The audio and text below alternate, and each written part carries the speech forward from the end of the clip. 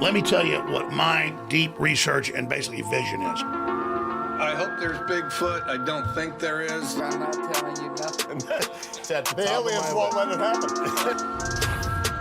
Happening now, breaking. Bernie Sanders is angry. Bears beats Battlestar Galactica.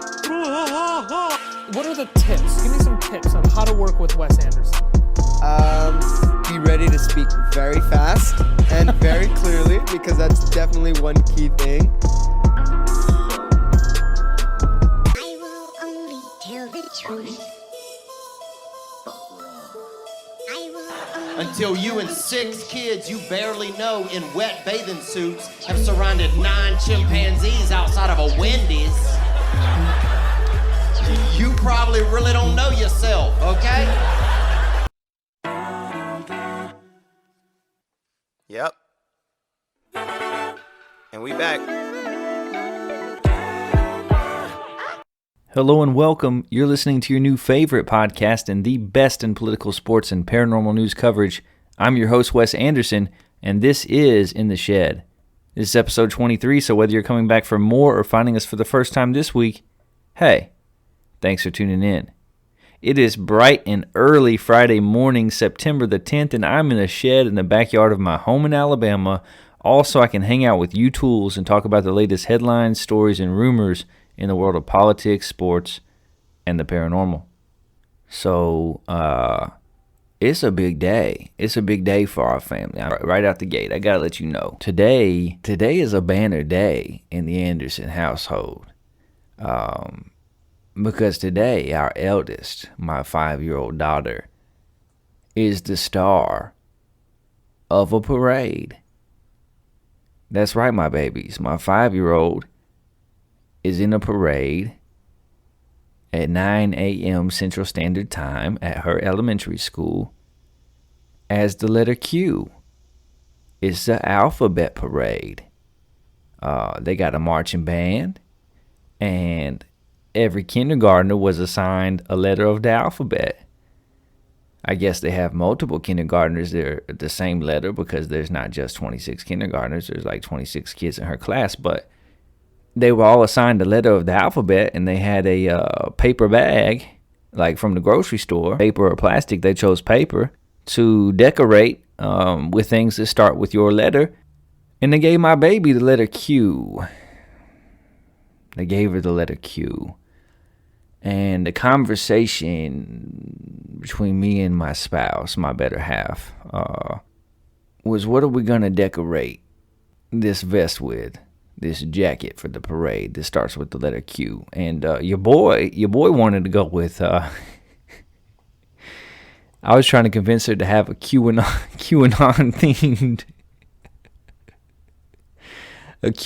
themed vest, put a big letter Q with a question mark, and maybe JFK Jr. on there, and a picture of a very definitive looking Donald Trump, and make a little QAnon themed vest and wear in the alphabet parade at the elementary school.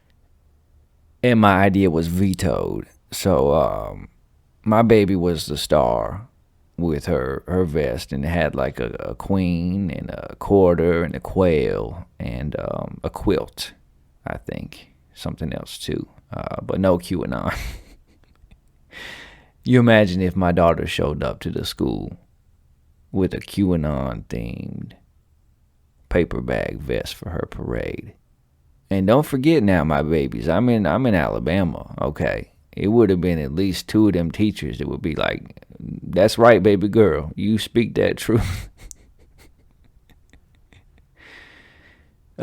We don't get to come watch the parade, though. COVID, it's going to be live streamed on Facebook Live. So I got to get up out here and watch the letter Q come by and be like, that's my baby in the Q-themed paper bag vest.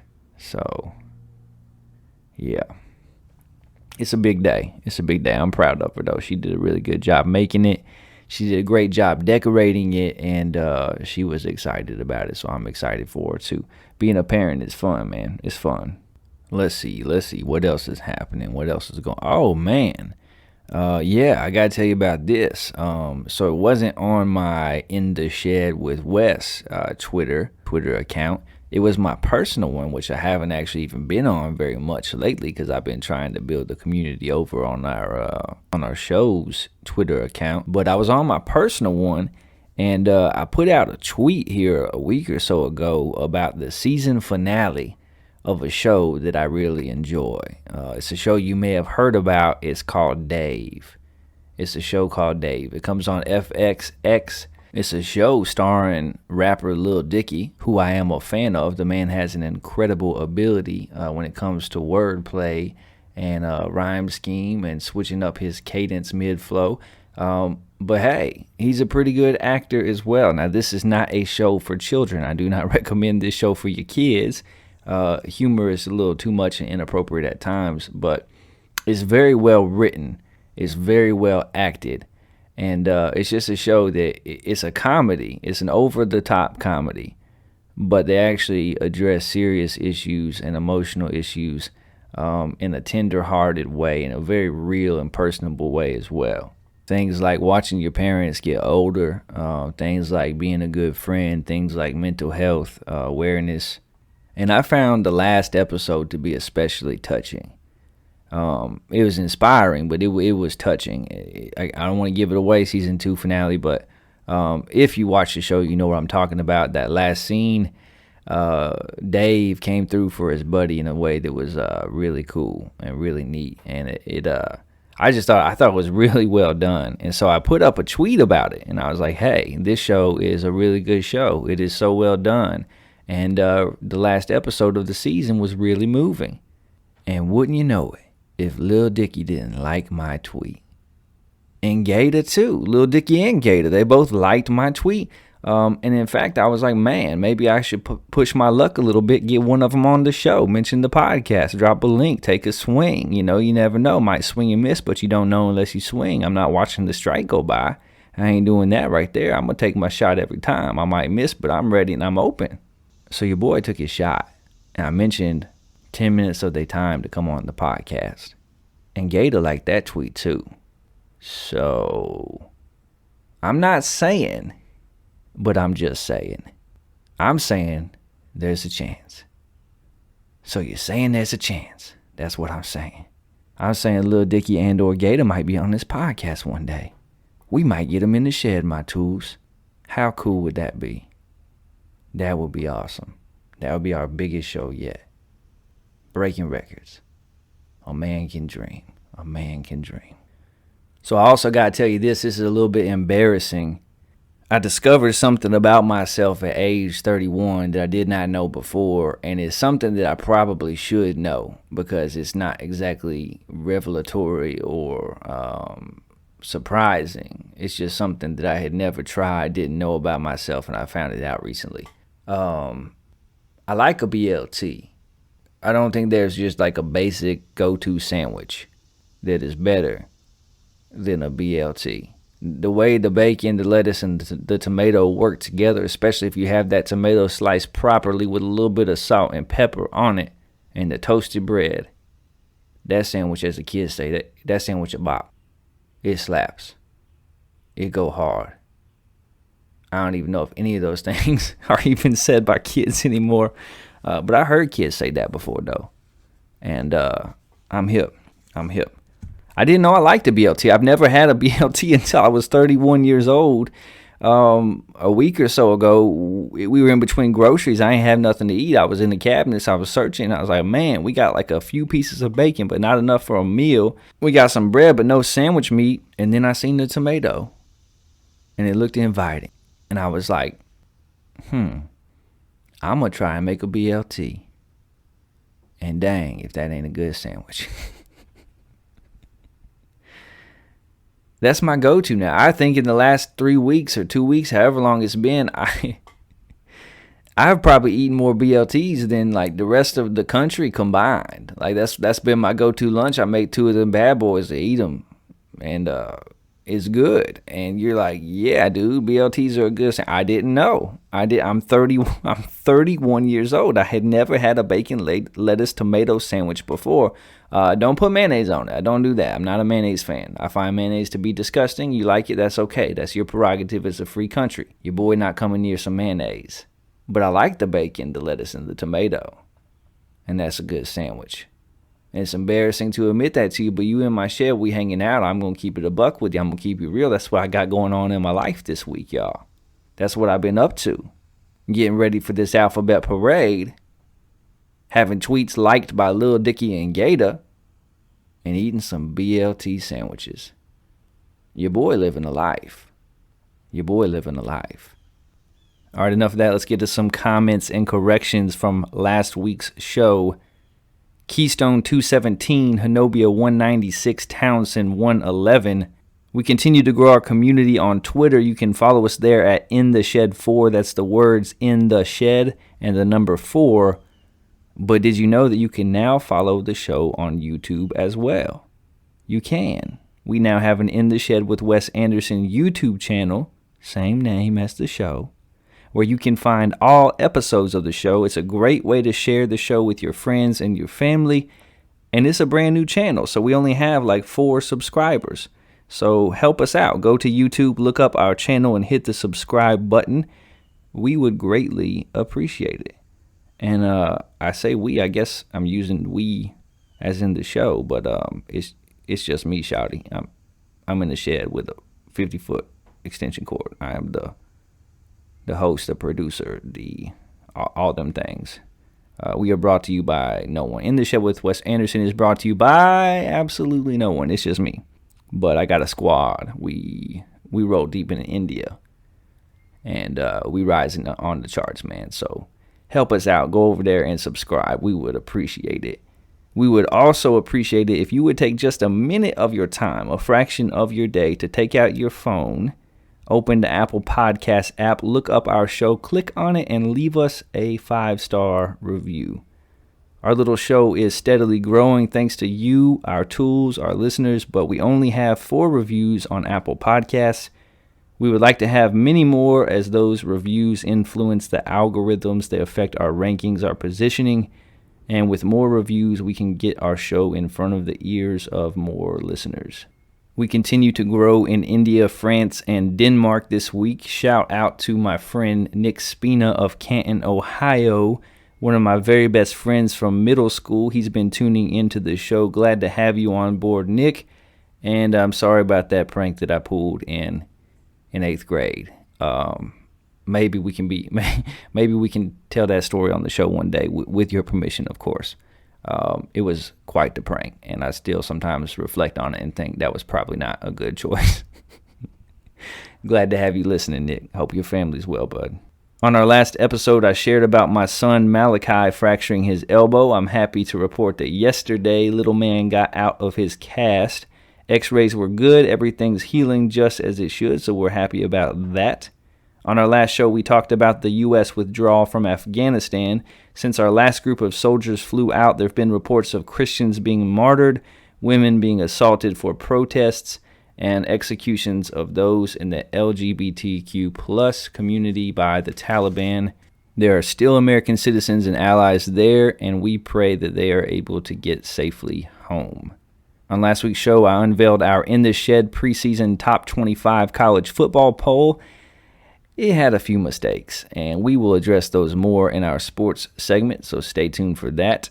And on our last episode, we talked about the Minnesota Iceman. After the show, we put up a poll on Twitter asking if you believe the Minnesota Iceman was real or not, and 79% of you responded that you believe it was a hoax.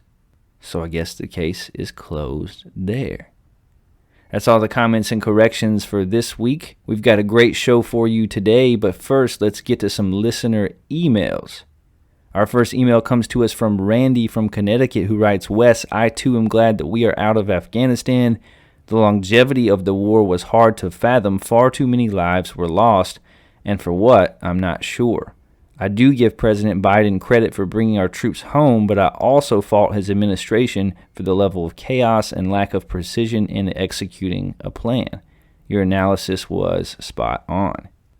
Thank you for listening to the show. Thank you for the email, Randy. Yeah, I don't have much more to say about it. I think I said it all last week. I'm glad that our troops are home. That war should have ended a long time ago. It was kept going for reasons that escape me, and the ones that I can pinpoint aren't good ones. Endless war does not benefit anyone. But I also think that the way in which we pulled out was problematic and created some dominoes that resulted in some harm being done to those that we care about and those who helped us out. And I'm not sure that Afghanistan is in too much of a better place now than when we arrived 20 years ago. And that is incredibly unfortunate. So I think history will look well upon Biden for pulling our troops out and bringing us home. I do give him credit, but the way in which it happened will always appear less than stellar. And in the grand scope of things, the war in Afghanistan will be remembered a lot like Vietnam. And that is not a positive thing for anyone involved, anyone who held any public office during these 20 years. They're all at fault. They all have a cross to bear. Our next email comes to us from Emily from St. Louis, Missouri, who writes, Wes, I accidentally found your show after stumbling across your Twitter feed. I've never heard anything like it, such an odd combination of subjects. I usually listen to the politics, fast forward through the sports, and then listen to the paranormal segment. I'm loving it. Keep up the good work. Hey, thank you very much, Emily. I appreciate you listening. Yeah, our show is a different one. It's a news show. I tell people all the time, what we do is the news.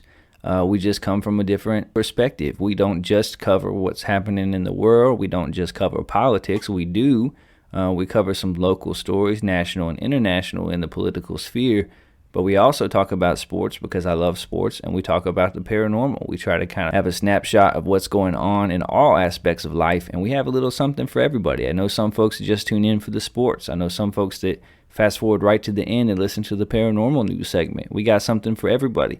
And I've even had a couple emails lately that say I don't like sports, but I like listening to you talk about sports, and I appreciate that too. Those emails make me feel good, unlike a couple weeks ago when all of them were terribly, terribly negative. Thank you for listening, Emily. I'm glad that you have joined us here on In the Shed. And finally, James from Seattle writes, Wes, I'm a Washington Husky football fan. I was so excited that you ranked them 14th in the country. Then they lost to an FCS school. Thanks. Don't root for my team anymore, please. Yeah, I'm sorry about that. I'm sorry about that, James. If I am to blame, if I need to be scapegoated so you feel better, if I put some type of jinx or hoax on your team by ranking them so high in my poll, I apologize. I believed in your Washington Huskies, and they let me down. I ranked them 14th in the country, and they lost to an FCS school. So I share in your pain. I did not see that coming. I thought that they would be one of the two best teams in the Pac-12, and after week one, that looks like one of my biggest whiffs, and we'll talk about that more when we get to the sports. That's all the listener emails this week. If you have any thoughts that you'd like to share, you can email the show at intheshedwithwes@gmail.com. Again, that's intheshedwithwes@gmail.com. I might even read it on air. All right, let's switch to this. Let's get to the news in the world of politics, and let's hit the headlines. From Breitbart, it's here. Joe goes for vax mandate. Justice Department sues Texas over state's new abortion law, writes Newsmax. Joe Biden does U-turn on vaccine mandates 2 months after declaring independence from COVID-19, according to Newsweek. Longtime ESPN reporter won't be on sidelines due to vaccination status, says USA Today. And finally, taxing the rich is popular, but it makes Democratic lawmakers nervous, and that is according to HuffPost. Our first story in the world of politics, South Dakota AG dodges jail in fatal crash, enraging victim's family. South Dakota Attorney General Jason Ravnsborg pleaded no contest Thursday to misdemeanor charges in a car crash last year that killed a pedestrian who he said he initially thought was a deer. Ravnsborg, 45, will avoid jail time after pleading no contest to operating a motor vehicle while using an electronic device and driving outside of his lane in the September crash that killed Joseph Beaver, 55, along a rural highway, the Sioux Falls Argus-Leader reported. Prosecutors dropped a third charge of careless driving. Ravnsborg was fined $500 by a judge on each count and was also ordered to pay more than $3,000 to cover costs associated with securing the scene of the fatal wreck, the newspaper reported. Judge John Brown said he didn't think a jail sentence was appropriate in the case. He also denied a request by Beaver's family that Ravnsborg cover the cost of the late man's funeral. Brown initially granted the family's request that the Attorney General perform public service for the next 5 years near the date of Beaver's death, but put the order on hold after an objection from Ravnsborg's attorney. Beaver's widow, Jenny Beaver, said Ravnsborg has taken away my will to live, while telling Brown that she disagreed with his decision of no jail time in the case. Both charges carry sentences of up to 30 days in jail and $500 fines. Joseph Beaver's widow, Jenny Beaver, said if this was any normal person that did this, they would already be in jail. If this was any normal person that did this, they would already be in jail, Jenny Beaver said. What he did was break his own law. His law states do not use your phone, and what did he do? He used his phone and ended up killing my husband. Jenny Beaver intends to file a wrongful death lawsuit against Ravnsborg in civil court, the newspaper reported. Beaver's sister Jane Beaver accused the AG of showing a lack of remorse and callousness in the aftermath of the fatal wreck. We do not feel a couple of fines is adequate for killing a man, Jane Beaver said Thursday. Our brother lay in a ditch for 12 hours. This is inexcusable. Ravnsborg's attorney Tim Wrench said the AG didn't want this fella to die, while insisting the fatal crash was accidental. Accidents happen. People die, Wrench said. Nobody blames the family for disliking greatly the person who is involved. Wrench said it was completely false that Ravnsborg had to have known he hit a man, claiming he left the scene without malicious intent and has steadfastly maintained his innocence. Ravnsborg, who did not attend Thursday's hearing, told investigators following the crash in his 2011 Ford Taurus that he thought he hit a deer. He said he didn't realize that he hit a person until he returned to the crash scene the following day and found Beaver's body. The judge in Jason Ravnsborg's case, John Brown, said that he didn't think a jail sentence was appropriate. I didn't see him, Ravnsborg said. I did not see anything. I did not know it was a human until the next day. A blood sample taken about 15 hours later showed no alcohol in Ravnsborg's system. Investigators have said that the AG, a Republican elected in 2018, was distracted when he slammed into Beaver as the man walked along the shoulder of U.S. Highway 14 west of Highmore on September 12th. Ravnsborg of Pierre was returning home after attending a GOP fundraiser in Redfield. Prosecutors have said that he was on his phone roughly 1 minute prior to the crash, while records indicate the device was locked at the moment of impact. The embattled AG has resisted calls to resign, and the South Dakota House of Representatives voted in March to suspend 2 articles of impeachment against the state's top law official until the outcome of his criminal case. Ravnsborg's spokesperson said in February that he has no plans to step down. Yeah, man. We've been covering this story probably as thoroughly or as well as anyone not located in the state of South Dakota, because we've been on this story since the very beginning, and we followed up on it 3 or 4 times already, and I hate that on this, our 23rd episode, we're talking about it again. And what we're having to say is that Jason Ravnsborg is going to get away with killing a man scot-free. Scot-free.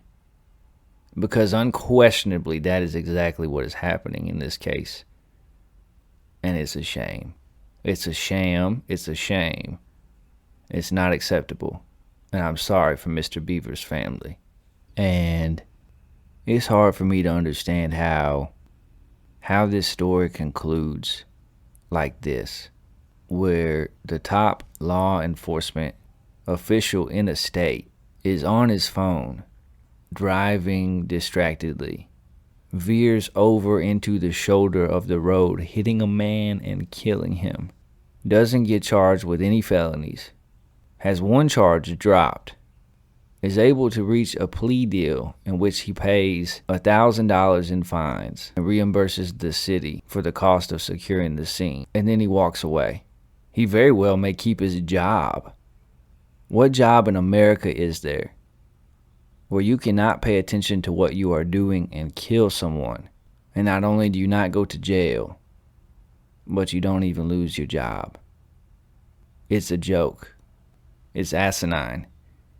Review the facts of the case. The man's glasses were in your front seat. His head went through your windshield, partner. Like, hey, you claimed that you didn't even know that it was a person. His head went through your windshield. His glasses came off, his face wound up in your front seat. His blood alcohol level was not tested for 15 hours. For some unknown reason, he was allowed to return the next day and be a part of a search party with the local sheriff, in which the attorney general himself was the one to find Mr. Beaver's body. But he didn't know. It's all a coincidence. He had no idea. Those glasses just happened to come off. It happened, so he thought it was a deer, but he was able to find the body, wasn't he? I mean, have you ever seen an episode of Matlock? Do you watch CSI? Have you ever seen Law and Order? If the man returns to the scene the next day and happens to be the one to find the body, don't you think that that's a little bit fishy? Shouldn't that raise some red flags? What are we doing, prosecutors? Why are you reaching a plea deal when this is the top law enforcement official in the state? What kind of example does that set that you holding everybody else to one standard and this man to another because of the title in front of his name? Joe Beaver lost his life. This man ain't even show any remorse. I read one public statement that was 3 sentences long that mentioned the fact that he was sorry Mr. Beaver died. And the rest of it was just talking about how it was accidental, how he didn't know, blah, blah, blah, blah, blah. We shared with you a few weeks ago how he came out and tried to disparage this man. He paid off one of his cousins to say that he had told him that he wanted to commit suicide by throwing himself in front of a car. His attorney worked hard to disparage this man based on his mental health struggle and get medications that he was taking admitted into the court as evidence, as though just because this man is depressed or just because he's on mood stabilizers or is taking medicine, that somehow, made Mr. Ravnsborg get on his cell phone while he was driving home from a political fundraiser? Made him swerve off the road and hit Mr. Beaver? Made him pretend that he thought it was a deer even though there was a pair of glasses sitting in his front seat? That he just drove home and came back the next day with the local sheriff and was able to find the body himself? It's despicable. And even the comments in this story from this man's attorney. He said the AG didn't want this fella to die. Accidents happen. People die. Yeah, sometimes accidents do happen and people do die, but usually the people who are responsible are held accountable, Mr. Attorney. But not your client, because your client has the letters AG in front of his name. I don't think that Mr. Ravnsborg wanted Joe Beaver to die, but the evidence bears out the fact that his actions and his decisions directly led to Mr. Beaver losing his life. And for that, Mr. Ravnsborg should lose some portions of his life as well, namely his job as a law enforcement officer, the top one in the state, and for a portion of time his freedom. The man should be in jail. He's a criminal. He did something wrong. He didn't own up to it. He tried to cover it up, and he's been rewarded. The actions of the judge in this case are equally as offensive. To say that he doesn't think that a jail sentence is appropriate, to rule against having Mr. Ravnsborg pay for Mr. Beaver's funeral. Are you kidding me? The man wouldn't be having a funeral if it wasn't for Mr. Ravnsborg. He's responsible for his death, but he's not responsible for paying for his funeral. And then to take back what he had originally decided and to decide that the AG doesn't even have to do any public service. Why would he? Why would he serve the public? Why would he do anything to protect or serve us? South Dakota. I've heard this mentioned one time on national media as an aside. This should be a big story. This man should be removed from office. We've been covering it on In the Shed with Wes. I was hoping beyond hope that justice would be done for Mr. Beaver in this case. And I'm sorry to say that it hasn't been. Our next story in the world of politics, Libertarian Party of Alabama sues state for discrimination against third parties. The Libertarian Party of Alabama has sued the state, claiming they discriminate against third parties trying to get ballot access. According to the Alabama Political Reporter, the federal lawsuit was filed Thursday against Alabama Secretary of State John Merrill. For both the Republican and Democratic parties, obtaining a list of registered voters is free. For other parties, the cost is 1 cent per name, which Alabama Political Reporter calculates comes out to about $34,000, plus an additional $850 fee if a credit card is used. The lawsuit reads, having a copy of Alabama's statewide voter registration list provides a distinct advantage to any political party trying to obtain access to the ballot in Alabama and trying to transmit its political message to Alabama voters in order to obtain their support for ballot access, increase their ability to associate with others who share their political philosophy and goals, and ultimately to obtain additional votes. It continues saying the Alabama law unconstitutionally discriminates between major political parties and minor political parties in an effort to, and with the direct effect of creating obstacles which make it more difficult for a minor political party like the LPA to establish itself and grow, garner support, gain access to the ballot in Alabama, and obtain votes in order to grow and have its members and followers hold public office effectively. In addition to needing more than 50,000 signatures to get on the ballot, the lawsuit says that this is just one more obstacle Alabama places in the way of minor parties to try and prevent them from growing and gaining access to the ballot. Ballot access barriers have been ruled unconstitutional in both Michigan and Georgia, according to the Alabama Political Reporter, decisions which give Alabama libertarians hope for success in federal court. Currently, libertarian candidates have to run on write-in campaigns. Ron Bishop ran against Roy Moore and Doug Jones in 2017. The two choices that we have now, they don't conform to what I think America needs to be, Bishop told AL.com. I'm hoping that we can give voters a third option. In Alabama, nearly 2/3 of voters cast straight party tickets. Not your boy. I am not a Republican. I am not a Democrat. I will vote for whoever represents my values and the values that our country was founded upon. In the 2018 election, about 1.1 of the 1.7 million ballots cast were straight ticket votes, in which voters checked one box to vote for every candidate one party ran.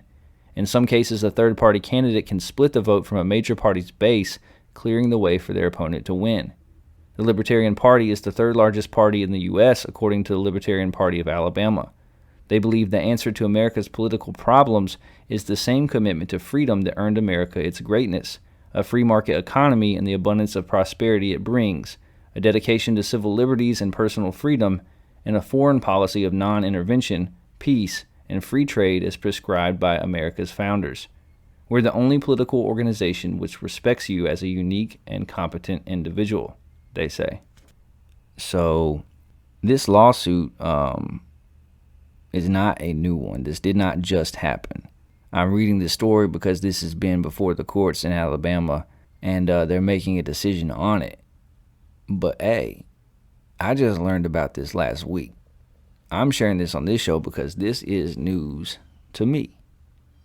I know that we have a two-party system effectively in our country, but I am just becoming aware at age 31 of all the mechanisms in place to ensure that no other political party gain access to the ballot and to the voters. George Washington, when he left office, famously recommended and warned against the idea of a two-party system. And it's starting to look like Georgie Boy was right about that. Other things, not so much. Dental hygiene, not listening to you. Your record's not good. Equality, not listening to you, Georgie. But on this, it appears that George Washington has been proven correct. Because one of the things holding us back from growth and from change and from unity and from equality in our country is the stranglehold that the Republican Party and the Democratic Party have on the populace. Because they know that they can basically do as they wish. As long as they don't do enough to lose you to the other side, they're good. They're good. They keep their jobs.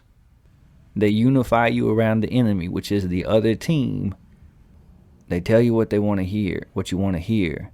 They get elected, and they do as they please. They protect their own interests. They advance their own agendas and those of whom line their pockets. And I knew that the two-party system was a hard thing to overcome. But hey, I genuinely thought it was just because not enough people cared to vote for the other parties. I didn't know. I didn't realize, call me naive, but I didn't realize that things were in place to keep those parties from even communicating with the voters, from getting on the ballots, from having the same fair chance that the other two parties have. And the parties collude together to make sure that it happens that way. I'm not a libertarian. I agree with a little bit of their platform and the things that they put forward, not all of it certainly. But with this, I'm in lockstep with them, because all parties should have access to public records and to resources that are provided by the states to the two main parties. And basically what you have here is the state of Alabama saying if you are a third party candidate and you want to run, like even if you were in a small town in Alabama with 25,000 people or 10,000 people and you want to run as a libertarian candidate, just to even get on the ballot, you've got to receive 50,000 signatures from residents of your state. Do you know how hard that is when you live in a town that doesn't even have a fraction of that many people? You've got to travel around the state or have your aides travel around the state collecting signatures just to get on the ballot, and that's time that you should be campaigning, that you should be meeting the people, that you should be raising money, that you should be getting your platform out there. And even if you're able to get 50,000 signatures and get on the ballot, the state's going to hand out crucial information like voter registration. Who votes, how they register, where they're at, how to get in touch with them, what were the numbers from last time. They're going to hand out this information to any Republican or any Democratic candidate.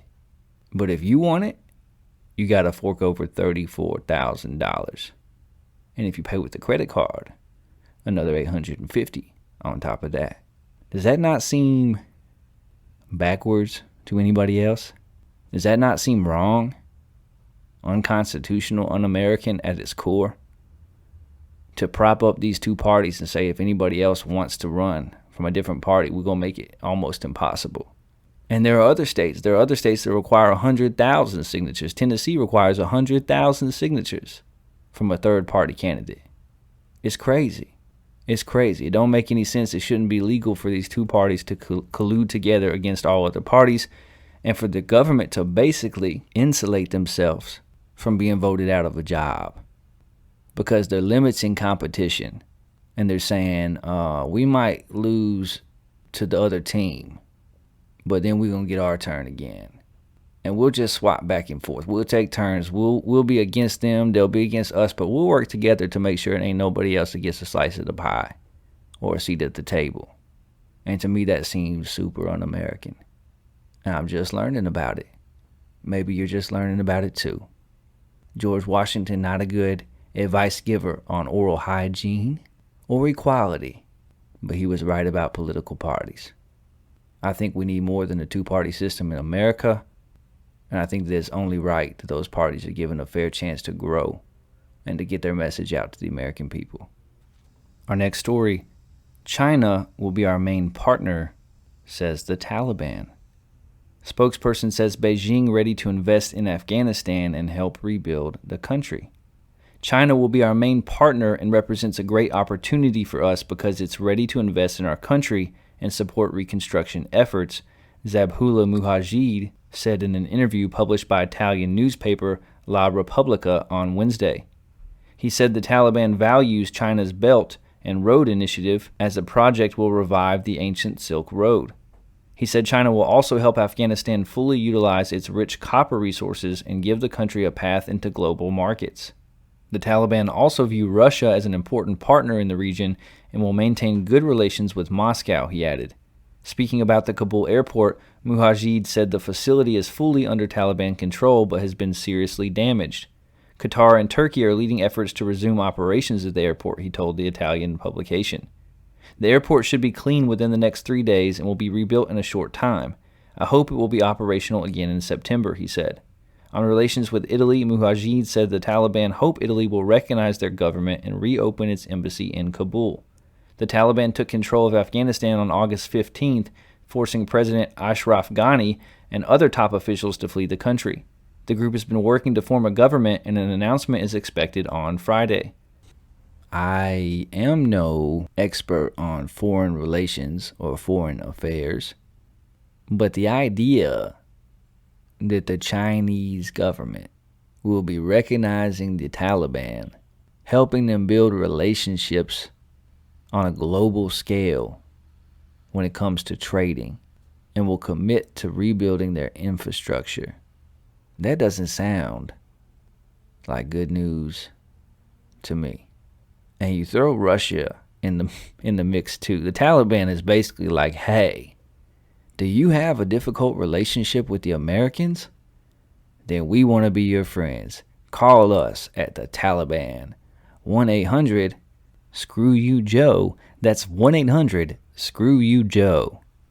Like, did you see the post on, it was going around on Twitter, of the Taliban trolling the President of the United States of America? Like, what world do we live in that the way that this war, this 20-year-old war ends, the next thing that happens is that there's a picture on the internet circulating of the Taliban with ice cream cones trolling the American president. That's crazy. And now a lot of people predicted this, saw this coming, both on the left and the right. Some conspiracy theorists on the right, as they are called, were very concerned as soon as we announced that we were leaving Afghanistan that this might happen. And it'll be interesting to see what it is. It appears to only be a relationship brought on by financial incentive, but isn't that how all relationships begin? And isn't this a situation where the last thing that we need is China buying influence all over the world? I don't want us to be in a Cold War with China. I don't have interest in us being in any type of war with anybody, let alone the Chinese. But they are very open that they have a goal to be the world superpower in every form and facet by 2030. And they've been very active in rebuilding countries in Africa and buying influence there. And it looks like they're trying to do that in Afghanistan too. The Taliban has already been pretty ruthless since taking over. On the one hand, the White House said today that the Taliban has been very flexible and supportive in helping U.S. citizens get out of Afghanistan since our troops have left. What else are they supposed to say? And they have encouraged the former president to return to Afghanistan and said that they will not harm him, that they would like to include him in the planning of their government. So on the one hand, those things are happening. They're trying to gain some type of legitimacy to present themselves better in a front-facing way toward the public and the world on the world stage. And they're also doing things like beheading Christians, causing the last known Jewish citizen of Afghanistan to flee, arresting and beating and assaulting women for protesting the government, and luring gay men to meet up with potential dates only to find out that they are being put to death. My desire for the people of Afghanistan is peace and prosperity, and for their country to be war-free and rebuilt, and for things to go well. And on the one hand, we can't be the world's police all the time. We shouldn't have had people there for 20 years. It was too long. It was too much. The cost was too great. We didn't have a focused goal in mind. We didn't do very much winning. But on the other hand, does anybody really expect us to trust and believe that the Taliban is going to just cease being the Taliban? That all of a sudden the Taliban is going to be nicer and inclusive and kind and civil? We're talking about the Taliban. Like, go look for the reports coming out of Afghanistan, the things that are happening there already. When I worked in a grocery store, I did overnight shift from 12 at night till 6 in the morning. My wife was pregnant with our first child. We couldn't afford health insurance, so I would work all day at my regular job, my full-time job. I would come home. I would hang out for a little bit with my wife. I would eat dinner. I'd go to sleep. I'd get up at midnight. I'd go work till 6 in the morning. I'd come home. I'd eat breakfast with my wife. I'd take a shower. I'd go back to my full-time job. And I did that for like 6 or 8 months. And one thing I remember that I had to do every night in the Tom Thumb gas station. What's up, Tom Thumb? Kroger Company. It's a good company for real. One thing I had to do was to front face all of the merchandise. So if there was a line of a row of cheese puffs, and there were some bags that weren't very good looking, and that had some dents or some scratches or some scrapes or that weren't presentable, I would put them in the back. I would turn all of the bags of chips facing the right direction. I would fluff them up a little bit. I would make sure that what people saw when they came by that space was the best I had to offer. And that's all the Taliban is doing. They're just front-facing. They're just making sure that what the world sees in the aftermath of us leaving Afghanistan is not so bad that we rush right back in. And I don't want us to rush right back in. But I also want better for the people over there. And I don't buy into the version of events that the Taliban is trying to sell.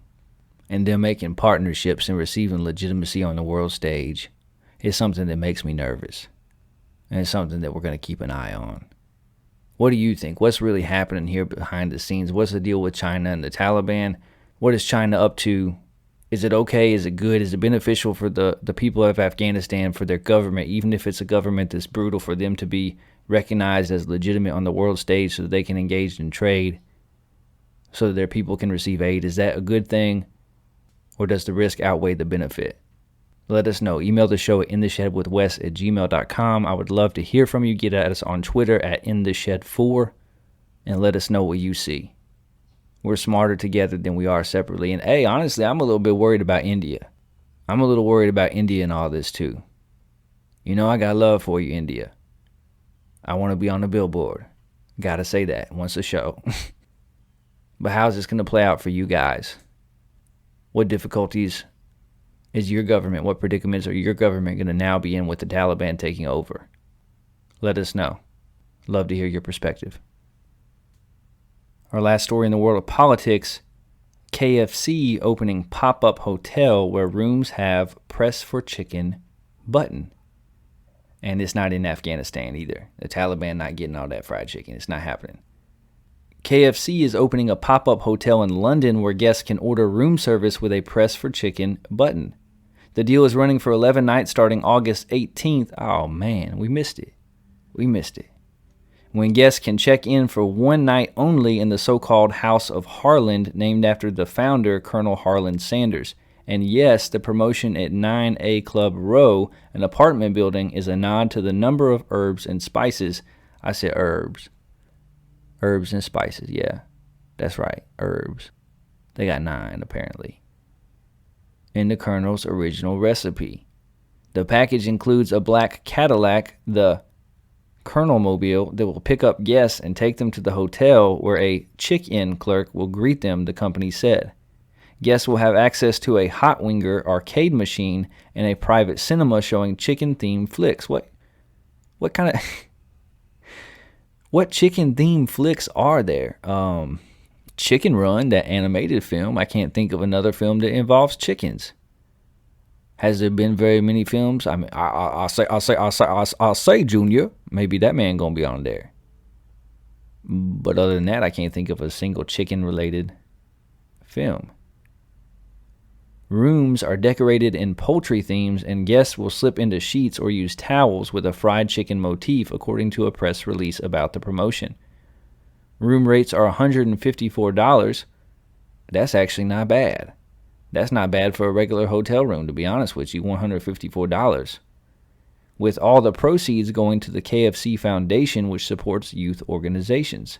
Guests are also given a $139 allowance to order KFC food, and the idea is to prevent overconsumption, a KFC rep told Insider. $139. You know how much chicken you can get for $139 at KFC? You know how much? That is enough chicken to make you incredibly happy. That's how I'm going to choose to finish that sentence. That's enough chicken to make you incredibly happy. Reservations can only be made via Hotels.com, which is the exclusive booking agent, but don't hold your breath for a room. It appears that the promotion is sold out. It's not the first time that Yum Brands, which owns the chicken chain, has opened up a themed hotel. In 2019, Taco Bell opened the Bell Hotel and Resorts pop-up in Palm Springs, California, where reservations sold out in 2 minutes. Man, I'm legitimately bummed that I missed the KFC Hotel.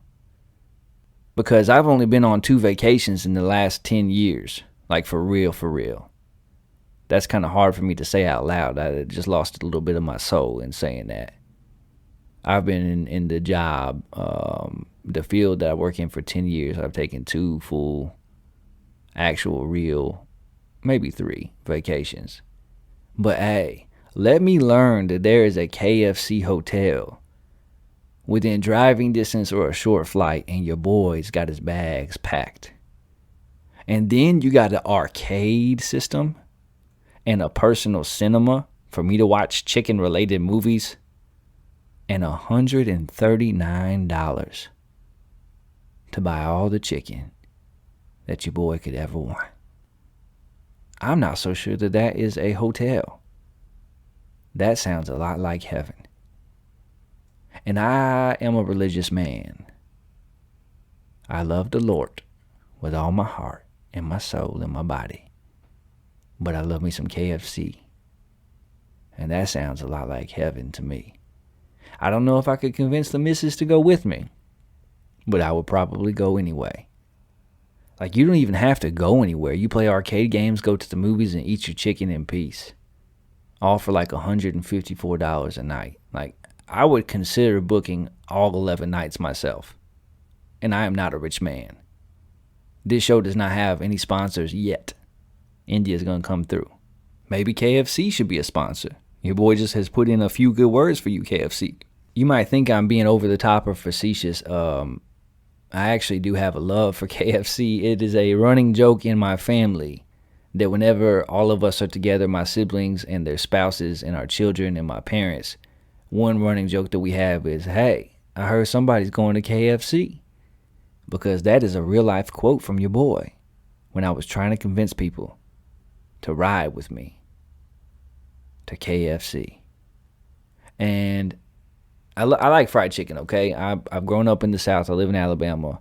My pawpaw makes the best fried chicken. He's kind of like Colonel Sanders. Like, he's from Kentucky too. He grew up in West Virginia but lived in Kentucky. He looks kind of like Colonel Sanders, honestly. He makes better chicken than the Colonel does by far. Like, it's not even close. I've never had fried chicken that comes anywhere close to my grandpa's fried chicken. It is phenomenal. But if I cannot have grandpa's fried chicken, it's KFC. And the reason why is because one summer, the summer before my last year of college, I worked out in Colorado for the summer. Small town about 4 hours west of Denver called Montrose, Colorado. Beautiful, beautiful, beautiful place. One of my favorite things I've ever done in my life. I would love to go back and visit, take my family. But hey, being that far away from my friends and my family and my culture, because they ain't had no sweet tea up there, it got to be where it was a little hard a couple times in the summer. Your boy got a little bit homesick. I loved it up there. I wouldn't mind living there, but I got a little homesick. I miss my girlfriend, who is now my wife. I miss my friends and my mama. And so what I would do when I got a little bit homesick is I would go to the only place in town that came close to reminding me of home. KFC. Fried chicken. Mashed potatoes and gravy. Kentucky. Where my mama's from, whose basketball team I root for. The chicken that reminds me of my Colonel Sanders lookalike grandpa. And that was my security blanket. So I've got a love for KFC. And I've now talked about it probably equal or longer to any of the actual like important news stories that we've covered. And that is why you come to this show, because who else is covering KFC like this? Nobody. I'm in a shed in Alabama with a 50-foot extension cord. First thing in the morning, 2 cups of coffee. I'm in the shed talking about my love for KFC. This is my hobby. This is what we do. And I'm just glad that you're here with me. And I'll be glad to split a bucket of chicken with you anytime. You just let me know. You come to Alabama, I'm buying. That's all for the world of politics. Let's switch to this, the world of sports, and let's hit the headlines. Dak throws for 403 yards in return, but Brady has last laugh as Bucks defeat the Cowboys to kick off the NFL season. LaMarcus Aldridge comes out of retirement to join the Brooklyn Nets. Gonzaga's Mark Few ticketed for driving while intoxicated. Kentucky basketball lands first number 1 recruit since Nerlens Noel.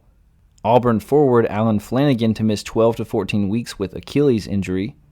Steelers and Watt agree to $112 million extension. Giraffe named after Bengals quarterback Joe Burrow dies after illness.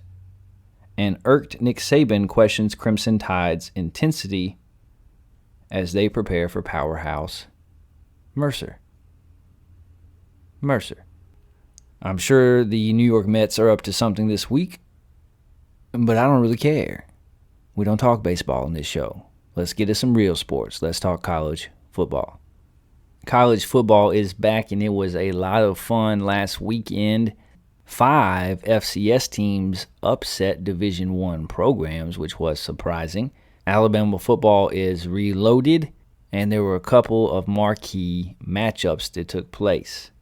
The AP poll was released yesterday, the updated AP poll, and this is what it looks like. Alabama, coming off that impressive 44-13 win over Miami, is number 1. Georgia has moved up to number 2 after defeating Clemson. Ohio State is 3rd, Oklahoma 4th, Texas A&M 5th, Clemson 6th, Cincinnati 7, Notre Dame 8, Iowa State 9, followed by Iowa at 10. They play each other this weekend. Penn State at 11, Oregon 12, 13th is Florida, USC at 14th, Texas at 15th, UCLA makes an appearance in the poll at 16th, Coastal Carolina is 17th, Wisconsin 18th, Virginia Tech 19th, followed by Ole Miss, Utah, Miami, Arizona State, North Carolina, and Auburn at 25. Before we get to what's going on this week in college football, let's take a look at what we messed up on and where we missed the mark last week. Because last week we introduced our In the Shed with Wes preseason top 25 poll. Just as a refresher, the top 10 looked like this: Clemson, Alabama, Georgia, Oklahoma, Ohio State, Cincinnati, Texas A&M, Indiana, Oregon, and Iowa State. Yeah. So I'll be the first to admit, Alabama is the best football team in the country right now, and as of 1 week's worth of play, it is not close. It is not close. Ohio State is starting a new quarterback. He looked really good in the second half of their game against Minnesota, but they had a lot of struggles in the first half. They've got a lot of new players on the field. It's going to take time. Oklahoma looked like they had a good offense, but they had absolutely no defense again this year, at least in their opening game against Tulane, and they almost lost to Tulane at home. And then there's Georgia versus Clemson. First of all, please don't tell me what a great game this was. What we saw on the field was a lot of talent and 2 lockdown defenses. And that's all. The quarterback play was just not there on either side for JT Daniels or DJ Uiagalelei. I think it's actually Uiagalelei, but I like to say Lele. DJ and JT, they sound like members of NSYNC. And they were tearing up the heart of their fans, but not of the opposing secondary on Saturday. Clemson ran the ball for 2 yards against Georgia's defense. 2 yards. The final score was 10-3. Georgia scored a touchdown on defense, and Clemson kicked a field goal. And that was the difference in the game. It wasn't a great game. It was 2 elite defenses. Now, Georgia has some wide receivers, starting wide receivers, that really would and could make a difference in the football game who are out. I get that. They had some players who were in the virus protocol. But even so, it seemed like their game plan was just, we have a defense that's going to keep them from scoring, and we're going to run that clock down. We're going to do just enough to win. And they did, to their credit. They executed. They did. They won. They deserve to be the number 2 team in the country this week in the AP poll. I think they have it correct there. But it's not like they were good on offense either.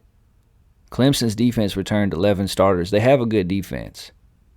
And they'll lick their wounds. They'll go back to the ACC and beat most teams like a drum. DJ will get back on track. We'll see if they have enough left on their schedule to have a shot at the playoffs, depending on what these other top teams do. But I made a mistake. And hey, I'm the first one that will admit to it when I make mistakes. When I make a mistake, your boy will own up to his mistakes. And putting Clemson at number 1 was a mistake. I ranked them at number 1 because even though Alabama just reloads every year, they were replacing their starting center, quarterback, running back, their entire wide receiver room, their offensive coordinator, a second offensive lineman. I just thought that it might take them a couple weeks to get into form, for Bryce Young and company to round into form. And so if we're looking at just week 1, I knew that Clemson would have a good defense. Their quarterback has more experience and looked good in a start against Notre Dame and against other teams last year. I thought that for game 1, not for the whole season, not overall talent, but for game 1, all things considered, with their whole coaching staff together again and coming back, I thought that Clemson would be in a better position week 1. Even knowing they were playing Georgia, and I even said on the show last week Georgia might win this game. What I didn't expect was for DJ to look like he looked, even against a good defense like Georgia, an elite defense, one of the 2 or 3 best defenses in the country, bar none. I expected him to run the football. They didn't have that in their game plan at all. That man is a battering ram. He didn't run the football at all. Their receivers looked lost. Didn't look like they knew how to run a route. Either that or the routes were too predictable because Georgia's cornerbacks were jumping them all night. So putting Clemson at number 1 in my poll was a definite mistake. Mistake number 2, I ranked Indiana as a top 10 football team. What the blankety blank was I thinking? Michael Penix Jr. was a good quarterback last year. He wasn't on Saturday. Tom Allen is a good coach. I expected Indiana to take another step forward.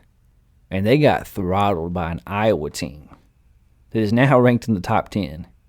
And that surely is going to start off the season with 5-6 wins in a row. And then finish 7-5 or 8-4 like they always do. Surely. Indiana laid an egg. They got whipped on both sides of the football. That game wasn't even close. Michael Penix Jr. threw 3 interceptions. I ranked him in the top 10. Mistake number 2.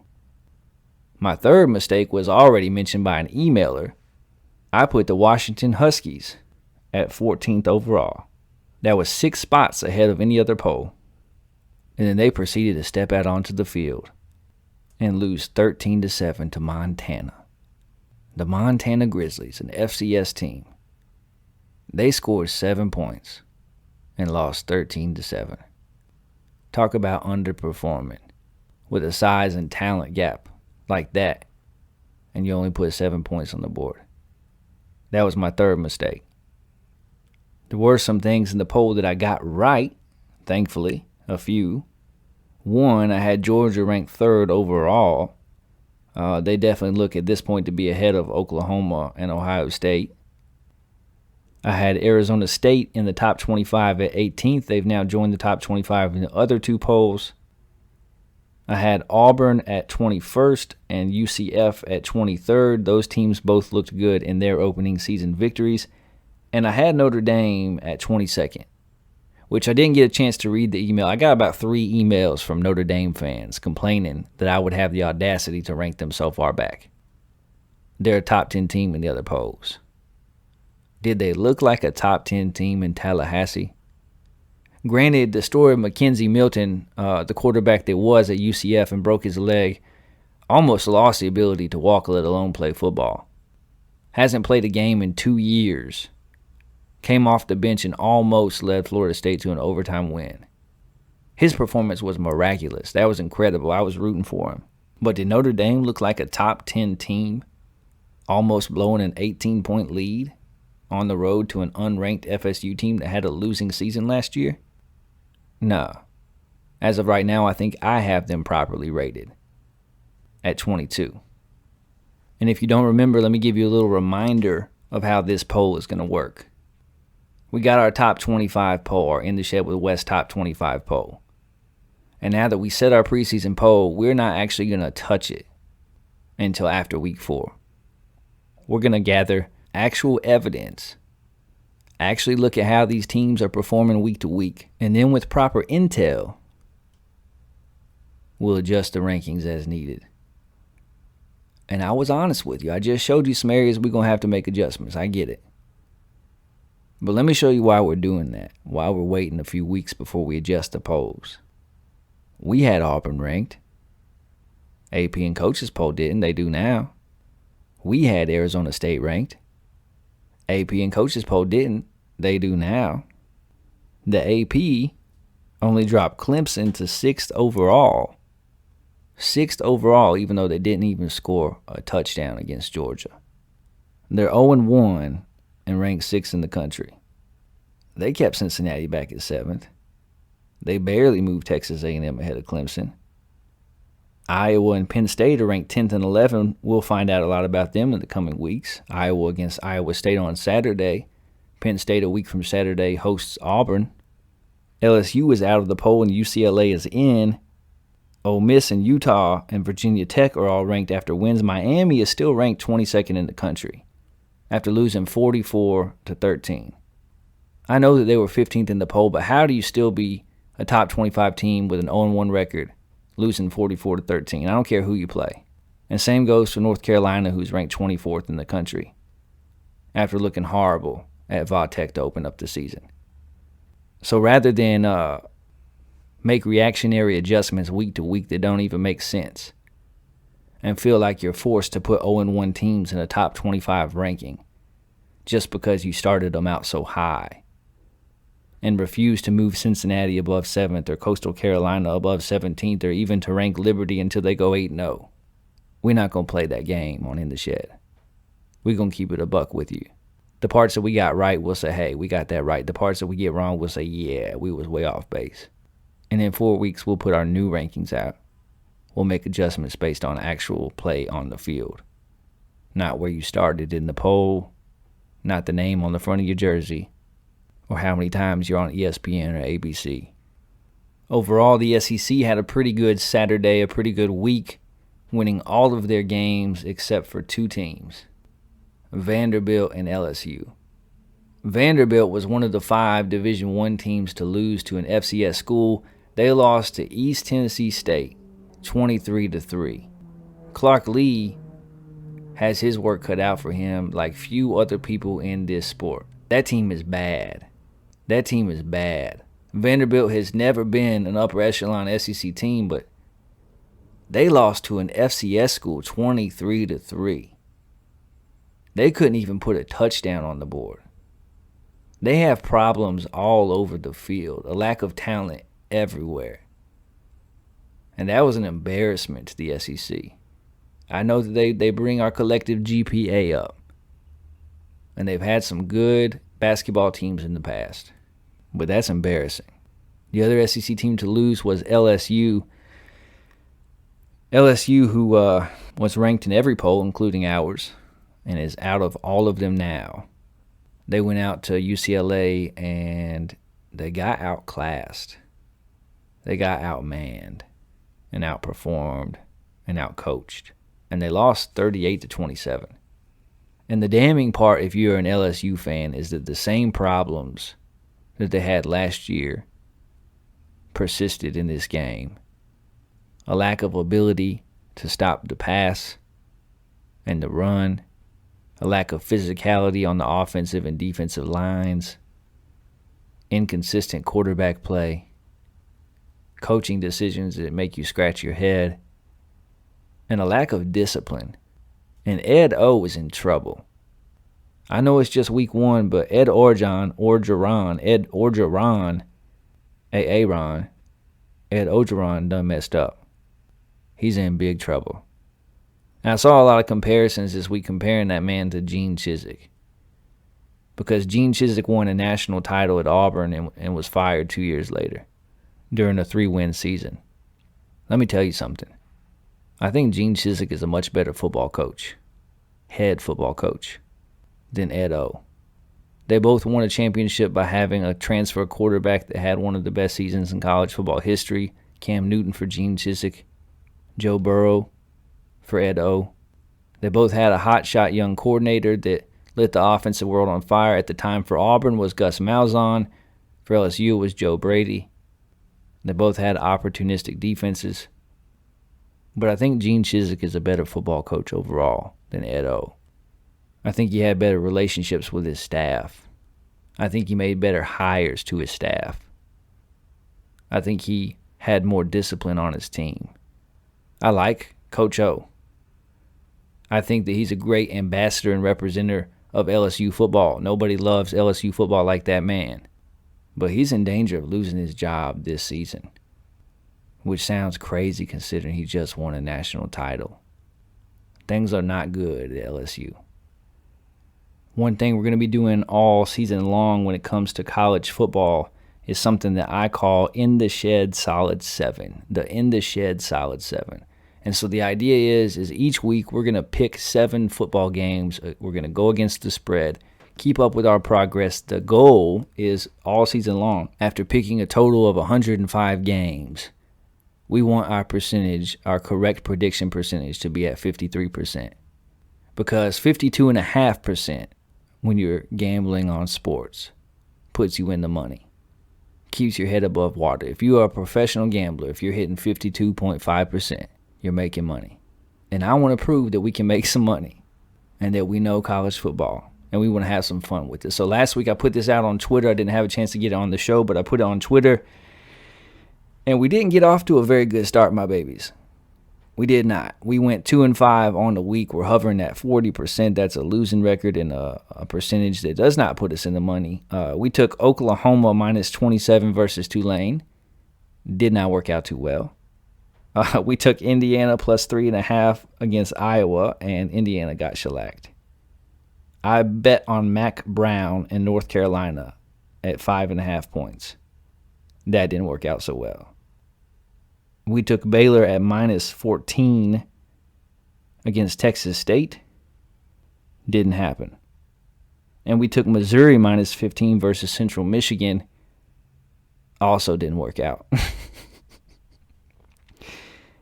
I guess if I'm betting on Baylor football and Oklahoma to come through and Indiana football and Mac Brown, if I'm counting on all of those things, I was sunk from the beginning. But I honestly believed in those picks. The two we got right, we bet Rutgers minus 14 versus Temple. They covered the spread there. And then also Jim Harbaugh and Michigan at 17-point favorites against Western Michigan. They came through against the directional school from their same state. And so we went 2-5. We're going to rebound this week. I feel way better about my picks this week. I have picked 7 games, and they are as follows. I'm taking Army minus 7 versus Western Kentucky. Army's a good football team. They have a good coach. They're just a few paces outside of our top 25 poll at the moment. And I'm taking them minus 7. I'm also taking South Carolina plus 2 at Eastern Carolina. South Carolina is not a good football team. They almost lost last week to a team that they have no business losing to. Shane Beamer is in his first year. Their talent is not on par with other SEC teams, but they're still an SEC football team. And I think that they'll make improvements. I do think they have a pretty decent coaching staff there at South Carolina, and I think they win. I think they beat Eastern Carolina this week, and so I'm taking them at plus 2. I'm also taking NC State to cover the spread. They're 2.5-point favorites. They play at Mississippi State. I don't think that game will be close. I think NC State is another team that I think is pretty close to a top 25 team. They might already be. They were one of my last cuts in making a top 25.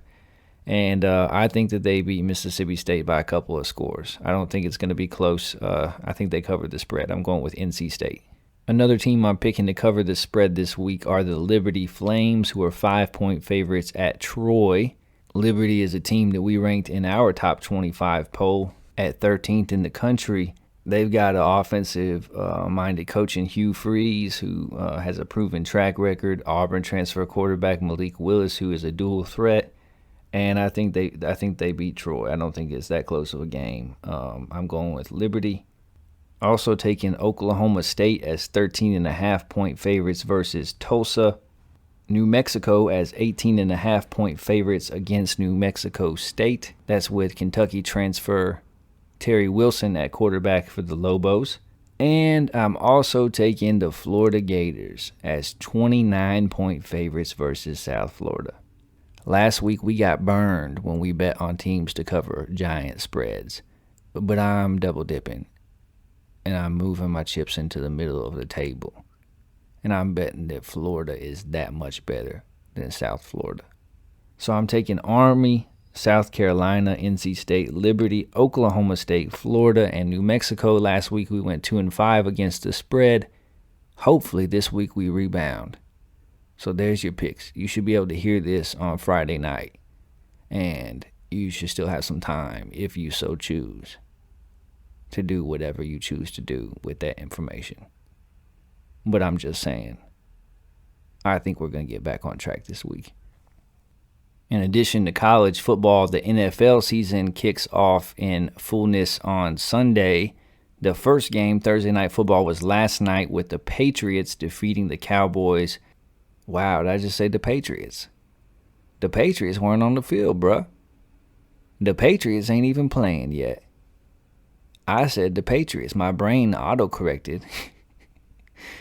Because Tom Brady plays for the World Championship Tampa Bay Buccaneers.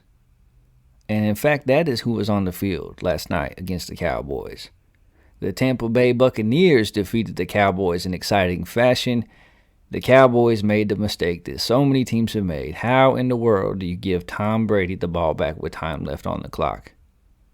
I don't care if you got to take a knee on 2 plays before you kick the field goal, Cowboys. You gave that man like 1 minute and 35 seconds in a timeout. Yeah, we all knew what was happening. We have seen that movie before. And you learned your lesson the hard way. So we're not going to make picks against the spread when it comes to the NFL football. To me, NFL football is so much harder to predict week to week as far as outcomes and point spreads. Those guys are all professionals, even on the bad teams. And you just never know how things are going to shake out. I have much more faith in my ability to correctly predict college football, even though I didn't do too well the first week. But one thing we are going to do with the NFL season coming up on Sunday, I wanted to give 7 bold predictions. Why 7? Because we picked 7 college football games. So here are the In the Shed with Wes 7 bold predictions for this NFL season. Prediction 1, Jalen Hurts doesn't finish the year as the starter. I'm still not sold on the idea of Jalen Hurts as a starting quarterback in the NFL. He's got potential. He's a good player. But I think by the time the season ends, Philly will have moved on. Prediction number 2, Joe Burrow wins Comeback Player of the Year. If Joe Burrow stays healthy, I expect him to have a good season. The Bengals have tried to address some of their issues on the offensive line. Joe Burrow has weapons around him on that offense, has an offensive-minded coaching staff. I think if he can stay healthy, he'll have a great season. Prediction number 3, the Washington football team wins the NFC East. I don't buy into Philly. I think the Giants are still a year or 2 away. That leaves Washington and Dallas. With Dak Prescott healthy, Dallas will be competitive in almost every game they play. They're going to put up points. But Washington has a really good defense. Like a really, really good defense. And if they can get slightly above average quarterback play from Ryan Fitzpatrick, if he can be Ryan, he doesn't even have to be Ryan Fitzmagic, but if he can just be above average slightly for a whole season, not for 6 games or 8 games or 10, but for a whole season, then I think the Washington football team wins the division. and they're NFC East champions. Prediction number 4, Patrick Mahomes does not win MVP. I'm going with the field. Prediction number 5, this is the last year for Matt Ryan in the ATL and for Russell Wilson in Seattle. Matt Ryan still has enough in the tank for his team to be competitive. He's still a starting quarterback in the league. Obviously, Russell Wilson is one of the 2 or 3 best quarterbacks in football right now, but I just think that their time has come. I think both of those guys after this season move on. I think Atlanta chooses to move on from Matt Ryan, and I think that Russell Wilson chooses to leave the Seahawks. I could be wrong, but these are my bold predictions, and that is my prediction. Prediction number 6, Justin Fields starts the majority of the season for the Bears, and Chicago makes the playoffs. So I know Andy Dalton is QB1, or so they say. Surely that man can't start very many football games for Chicago. Chicago was a playoff team last year. Don't seem like it, but they were. They're going to be good on defense, but their head coach and their GM are about to lose their jobs. And I just can't imagine with your job and your career on the line, pushing your chips to the middle of the table when your hand looks like Andy Dalton. Andy Dalton might be the starter, but Justin Fields takes his place, starts over half the games, and the Bears make the playoffs. And my last bold prediction for the NFL season, the Cowboys will be looking for a new head football coach.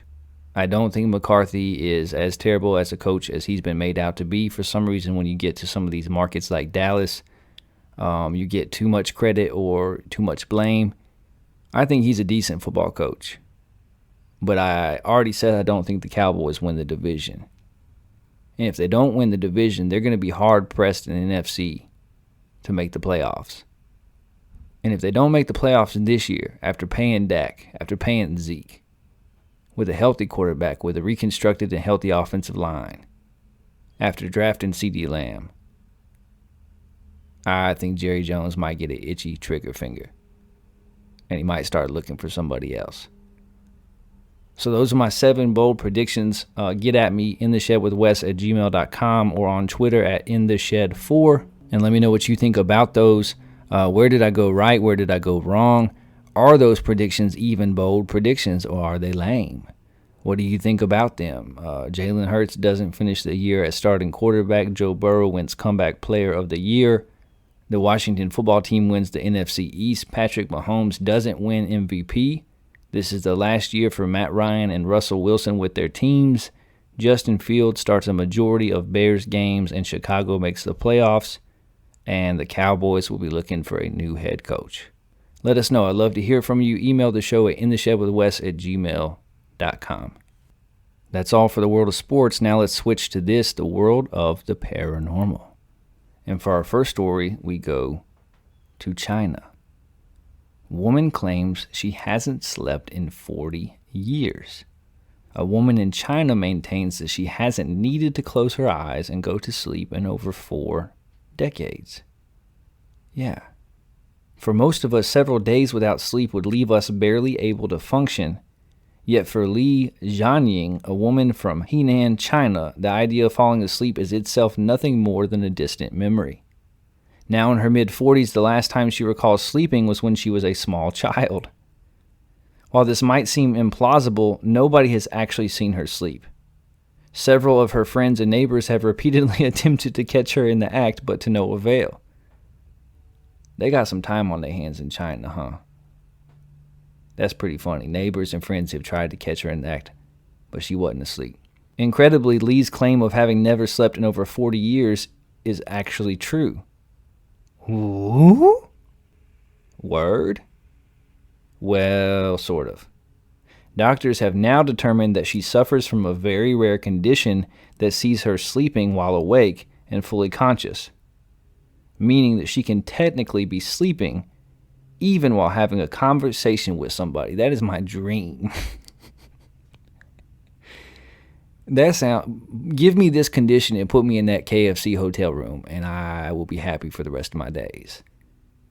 If I could literally be asleep while you standing there talking to me about the weather, that would make me so happy. I love to sleep. I don't get to sleep. That would make me happy. The medical team used data collected is data, not data, during a 48-hour brainwave monitoring session to reveal that Lee got light and moderate sleep despite neither going to bed or closing her eyes.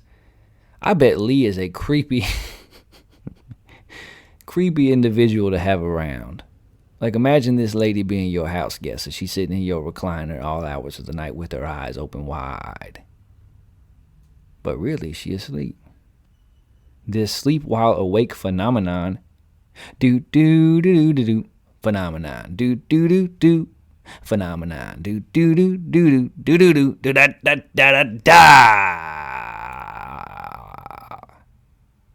Been a few weeks since we got to do that. We had to hit it hard. Hope you enjoyed it.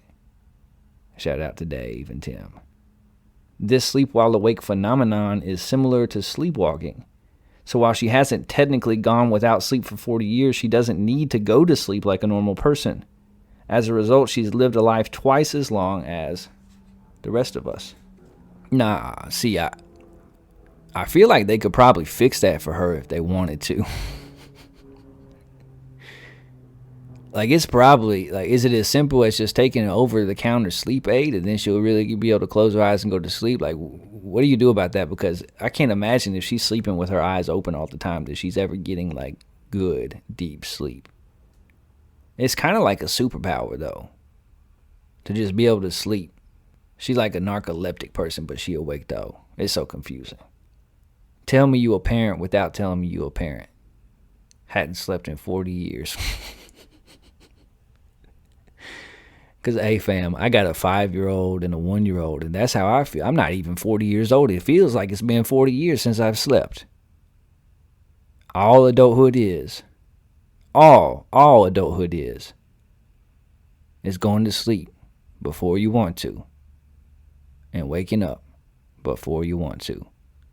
Put that bad boy on repeat, and that becomes your life. I don't know if Lee has kids, but I certainly relate to her predicament. For our next story, we go to the nation of Dubai, which I recently heard somebody pronounce Dubois. I had never heard that before. My whole life I have said Dubai. Well, I can't say my whole life. I probably never said the word till I was probably in middle school at least. But I've always said Dubai. And I heard this person say Dubois. And I was like, am I wrong? Or are you a snob? Because I feel like in that situation, it's one or the other. Either I'm wrong, and if so, like I said, if I'm wrong, I will say, hey, I messed that up. I'm sorry. I like to learn. Correct me. But if I'm correct, and it's Dubai, and you are pronouncing it Dubois, you just a snob. And you can get up out my face. I'm going to be like Lee. You're going to be talking to me, Dubois. I'm going to be asleep with my eyes open dreaming about some KFC. Dubai making its own rain to beat 120-degree heat. That's one way to beat the heat. Officials in Dubai are using drones to artificially increase rainfall as the city grapples with oppressive heat. Video this week shows. Officials in Dubai are using drones to artificially increase rainfall. Yo. The rain-making technology known as cloud seeding, like the kind of seed you plant in the ground, but this one you're planting in the air, was put into use as summer temperatures have surged past 120 degrees Fahrenheit in the United Arab Emirates city. The Independent reported. I said nation, didn't I? Talking about Dubai. Dubois. Yeah, it's a part of the UAE. It's a city, and I messed that up. I'm sorry. I'm not that intelligent all the time. But it's a city. My bad. Dubois. Experts have said the technology aims to make rain form more efficiently inside of clouds, and in so doing make more water come down. Drones are used to shoot electrical charges into clouds, causing them to clump together and trigger more rainfall. Footage shared on Sunday by the UAE's National Center of Meteorology showed the intense showers flooding roads in addition to flashes of lightning. Rainmaking has become common in dry countries such as the United Arab Emirates, which typically only records 4 inches of rain a year, The Independent reported. The global water shortage is worsening in many parts of the world, so the demand for fresh water is increasing, said Linda Zhao, a professor at the UAE's Khalifa University of Science and Technology, which spells cust, and that's kind of fun. She's a professor at Cust. That's awesome. I wish I went to a college that was called Cust. Khalifa University of Science Technology. And then you graduate and you cussed out. That was a really bad dad joke, and I do not apologize. Cloud seeding could be one of the methods that can contribute to alleviating the water problem across the globe. Shawty, they out here making rain. Like, you remember back in the 2000s, wasn't it Fat Joe that made it rain? Fat Joe featuring Lil Weezy? Fat Joe featuring Weezy F Baby, they made it rain? And now officials in the UAE city of Dubai is create their own weather. Did you know that this was a thing? Because on this show, I am confessing on this show. 31 years old, college educated. I ain't know about BLTs. I ain't know that the Democrats and the Republicans worked together to make sure that no other party had a seat at the table. I didn't know that Dubai might be pronounced Dubois. And I sure didn't know that you could create your own weather. Ain't this one of those conspiracy theories? I've heard for years these conspiracy theories. The government controls the weather. The government makes the Hey, they really out here doing that. They out here in Dubois making it rain, and we ain't talking about that kind of making it rain. Not the kind Fat Joe was talking about. We talking about actual water from the sky. They got a drought. They got 120-degree weather, so they took some drones and planted seeds in the form of electrical charges in the clouds to make them produce more rain. That's crazy. I didn't know that was possible. Again, call me naive, but I ain't know. And that's crazy. Conspiracy theory? I think not. Kind of makes it go, doesn't it? And it's being used for a good purpose. It's being used for a good purpose. Right now. Our next story takes us to the land of Scotland. I won't attempt the accent. And I also won't try haggis. But I love the bagpipes. Let's go to Scotland. Loch Ness Monster spotted on sonar as image captures underwater creature. The latest spotting marks the 3rd sighting of the Loch Ness Monster this summer. That is a really, really long headline. Possibly as long as the neck of the Loch Ness Monster. That's called a segue. I'm a professional. A Nessie hunter has claimed to have captured images of the Loch Ness Monster swimming in the water using high-tech equipment. Alleged sightings of the legendary beast.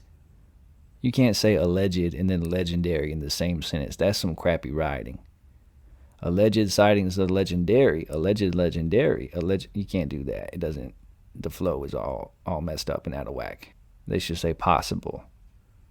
Possible sightings of the legendary beast have soared in the past few months, and one tourist believes he has proof of Nessie in the loch. The latest spotting marks the 3rd sighting of the Loch Ness Monster this summer. Did you know that? Have you heard of all 3 of these sightings? I have not. This is the first time I'm hearing about this. Brandon Scanlon, who's been named by the official Loch Ness Monster sightings register, claims to have recorded a sound image of a creature rumored to be between 3 and 4 meters, around 9 to 13 feet tall for the uninitiated, long below the waves. Edinburgh Live reports that Mr. Scanlon was traveling on the Nessie Hunter vessel used to ferry passengers on journeys around the loch, and that is now on my bucket list. I want to go on the Nessie Hunter. I want to tour the loch. I want to find a monster.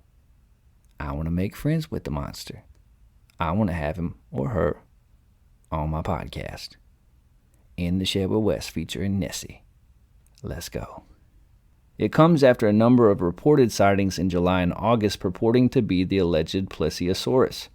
According to the Register, during the latest sighting on August 26th, Benjamin Scanlon was on holiday with his family and took a trip on the Nessie Hunter of Loch Ness Cruises. He spotted something on the sonar on the boat and caught the image. Captain Mike of the boat estimated it to be 3 to 4 meters in length at a depth of about 20 meters, while the boat was in water about 40 meters deep. Plesiosaurus typically grew to a length of around 11 feet according to fossil records, placing its right size in the middle of the captain's estimate.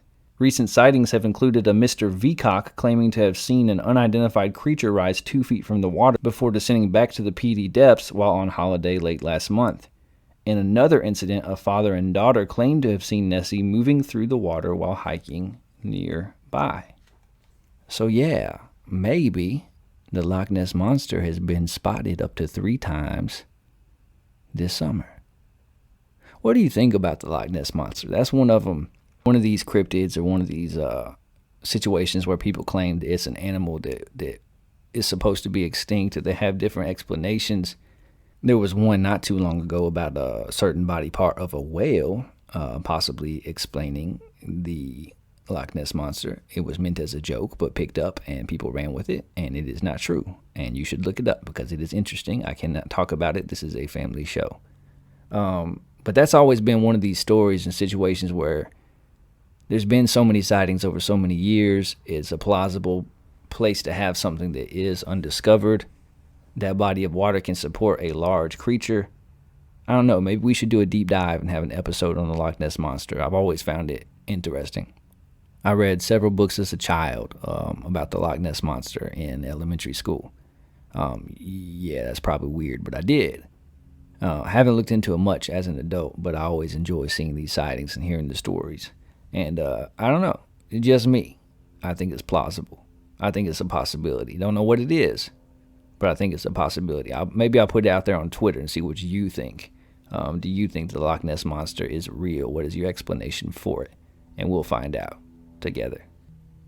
And for our last story this week, in the world of the paranormal, we go, well, we don't go anywhere because it's all around us already. Do I have your attention? Good. Because this story is freaky. Like real freaky. Plants may not have ears. In fact, they don't. But they can hear way better than we thought. Plants may not have ears, but they can hear way better than we thought. Just the headline blows my mind. Let's dive into this article together. The flowers are listening, according to new research. Scientists have found evidence that plants can actually hear the buzz of passing bees and produce sweeter nectar in response to entice the flying insects in. And flowers are technically their ears. Based on observations of evening primroses, the team behind the new study discovered that within minutes of sensing the sound waves of nearby bee wings through flower petals, the concentration of the sugar in the plant's nectar was increasing by an average of 20%. The flowers even seemed to be able to tune out irrelevant background noise such as the wind. This capability could well give some plants an evolutionary advantage, say the scientists, maximizing their chances of spreading pollen. Our results document for the first time that plants can rapidly respond to pollinator sounds in an ecologically relevant way, write the researchers from Tel Aviv University in Israel. The scientists went into the experiment with a hypothesis in place that plants can indeed pick up the vibrations of sound waves, and that this might be part of the reason many plants' flowers are bowl-shaped to better trap the sounds.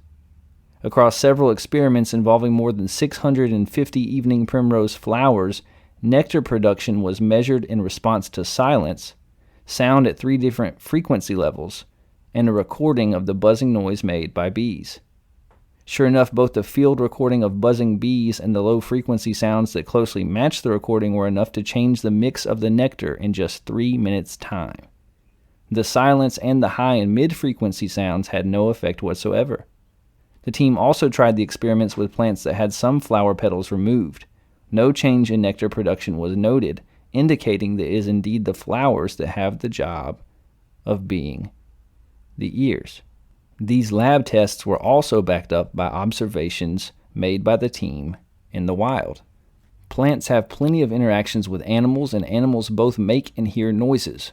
One of the team, Lilik Hadani, told E.D. Young at The Atlantic, "It would be maladaptive for plants not to use sound for communication.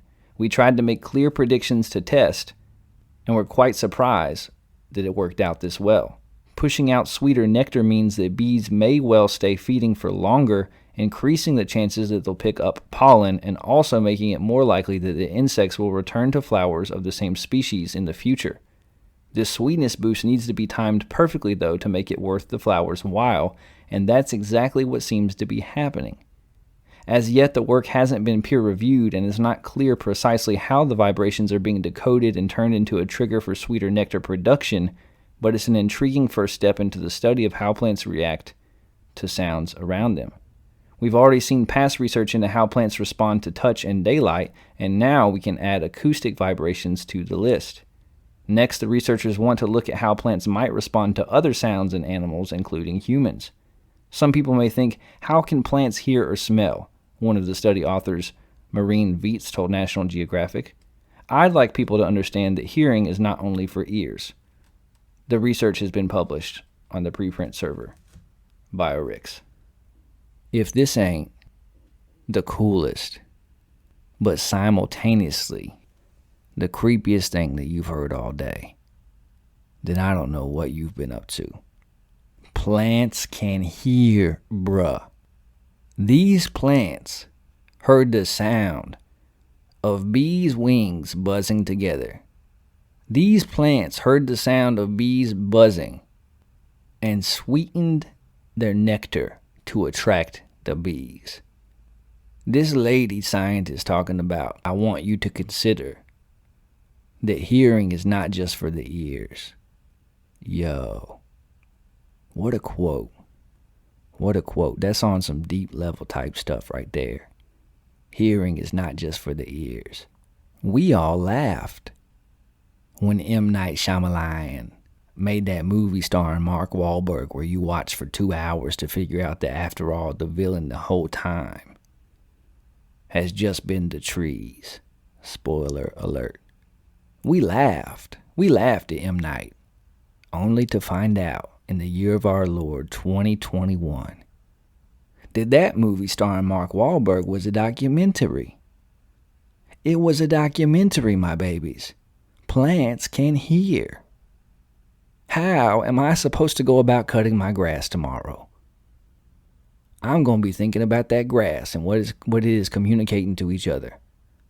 Oh, he's coming. He's coming. He just sliced my whole family. Ah. Plants can hear. They can change their composition and their output based on what is going on around them because of what they hear. Makes me want to sit down and read The Giving Tree all over again. I might go out and hug a tree. Apologize for my blatant brutality and lack of care for nature. Because if not, they might just scoop me up in their big arms or pelt me to death with acorns. Plants. I repeat, plants can hear. They hear you, bruh. They hear you. Plants can hear. And that is mind-blowing and terrifying. That's all for this week. You don't have to go home, but you can't stay here. I can't either. It's back in the house and out of the shed for me. Thanks again for listening to episode 23. Make sure to subscribe, like, share, and review. It really does help. If you have any paranormal experiences, opinions about sports, or politics that you'd like to share, you can email the show at intheshedwithwes@gmail.com. Again, that's intheshedwithwes@gmail.com. I might even read it on air. Look for us on Spotify, Stitcher, Apple Podcasts, iHeartRadio, or wherever you listen to podcasts, and make sure to follow us on Twitter at InTheShed4. Tune in again next week when we'll hit the headlines, talk some college and NFL football, and investigate together whether the moon landing was indeed faked. This has been In the Shed with Wes Anderson, the best news show in the land covering politics, sports, and the paranormal. Have an adventurous and fulfilling weekend. I'll catch you tools later. Peace out, Boy Scout. Meemaw, we made it!